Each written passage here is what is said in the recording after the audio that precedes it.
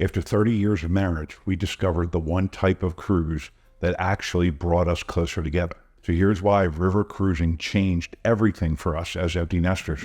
Look, I'm going to be honest with you. When we first heard about river cruising, I thought it sounded boring. Small ships, rivers instead of oceans, where's the excitement and all that? But here's what I didn't understand then, and what changed everything for us as a couple in our 50s. After decades of raising kids, managing schedules, and putting everyone else first, we didn't need more excitement. We didn't need another vacation that left us exhausted. We needed something completely different. Hi, I'm Eric, and if you're in that empty nest stage where you finally have the freedom to travel on your own terms, then this video is for you. Today, I'm sharing why river cruises have become our absolute favorite way to travel, and why they might be exactly what you're looking for too. So let me take you back to our first river cruise. We've done ocean cruises before, the big ships with thousands of people, buffet lines, port days where you're herded onto buses with 50 other tourists. And honestly, those trips were fun, but they didn't feel meaningful. Our first morning on the river cruise, we woke up docked in a small German village along the Rhine. Not a massive port with industrial cranes, a village, cobblestone streets, bakery where you could smell the fresh baked bread from our cabin. We walked off the ship, no shuttle bus, no waiting in line, and within 5 minutes we're sitting in a cafe, drinking a cup of coffee, watching the locals go about their morning. And my wife looked at me and said, "This feels like we're actually in Europe, not just visiting it." That's when it clicked for us. River cruising isn't about the ship being the destination. It's about the ship being your floating home base, where you experience real places, real culture, and real moments. And for couples like us who've outgrown generic travel and want something more in-depth, it changes everything. Here's something nobody tells you about this stage of life. After the kids leave, you and your partner have to rediscover each other. You spent decades being mom and dad, or mom and mom, or dad and dad. No judgment. Now you're just the two of you again. And honestly, that can feel awkward at first. River cruising gave us the space to reconnect in ways we hadn't in years. Every morning we'd wake up, grab coffee, sit on the top deck together.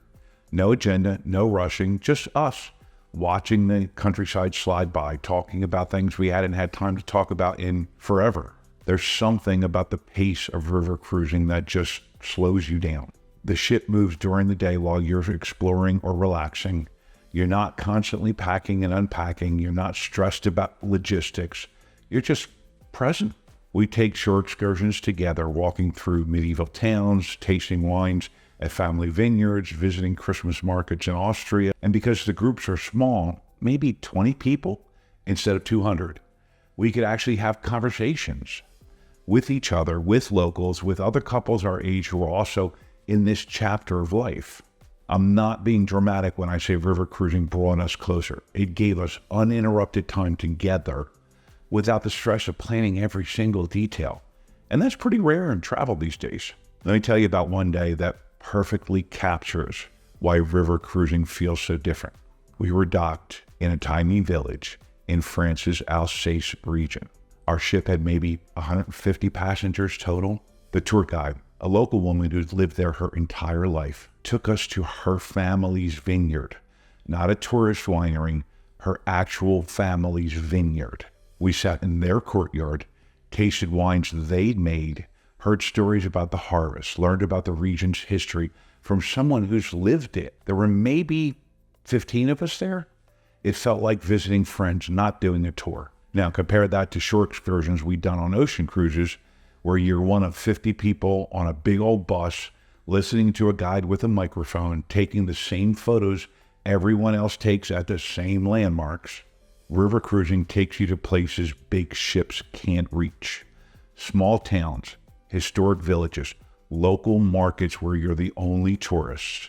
And because you're waking up at a new place pretty much every day, you're not changing hotels or repacking. You get this incredible depth of experience without any of the exhausting logistics.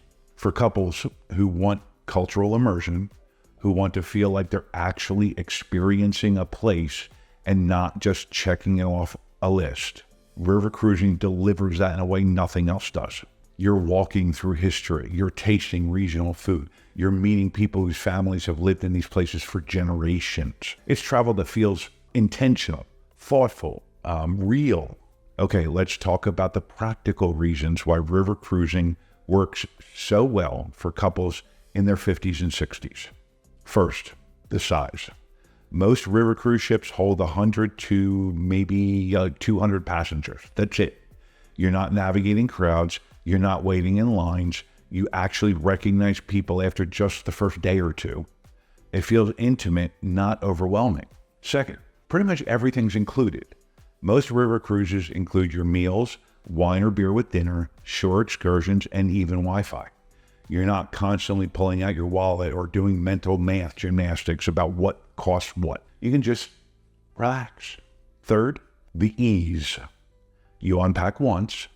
Your floating hotel moves with you. You wake up somewhere new almost every morning, but you're not dealing with trains, car rentals, hotel check-ins, check-outs, lugging suitcases, none of that nonsense. For couples who want to see multiple countries and cities without all those exhausting logistics, this is kind of perfect. Fourth, the pace.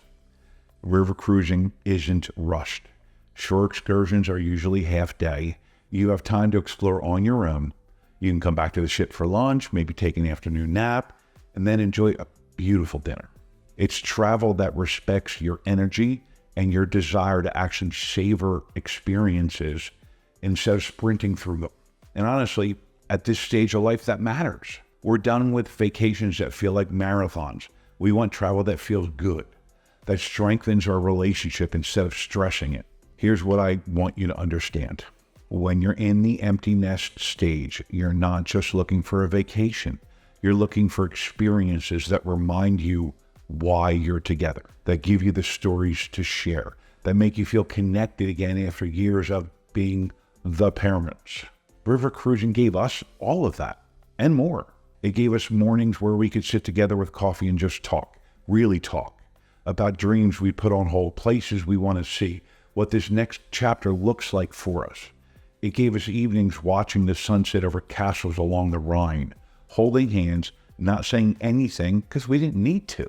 It gave us shared experiences, tasting wine in a French village, walking through Christmas markets in Vienna, exploring medieval towns in Germany.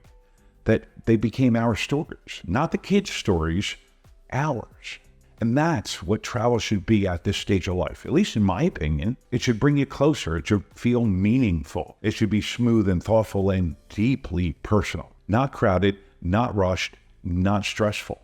River cruising does that better than any other type of travel we've experienced. So if you're in that empty nest stage, if you're finally ready to travel on your own terms, if you want experiences that feel meaningful and bring you closer as a couple, I really encourage you to consider river cruising. It changed how we travel. And honestly, it changed how we connect as a couple.